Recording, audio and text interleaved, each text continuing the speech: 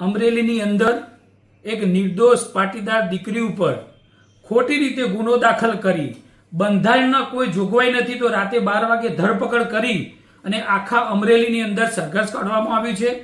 તો સમગ્ર પાટીદાર સમાજની આ દીકરી ઉપર આજે આ રીતે ખોટી રીતે ગુનો દાખલ કરી જે રીતે ગુનો દાખલ કરવામાં આવ્યો છે તો માનનીય ગૃહમંત્રી અને માનનીય મક્કમ અને મુર્દુ મુખ્યમંત્રીશ્રીને કહેવા માંગુ છું કે તમે ન્યાયી તપાસ કરો કે એવા કયા અધિકારીઓ છે અને કોના હુકમથી આ રીતે રાતે 12 વાગે ધરપકડ કરવામાં આવી છે અને આખા અમરેલીની અંદર સરઘસ કરવામાં આવ્યું છે।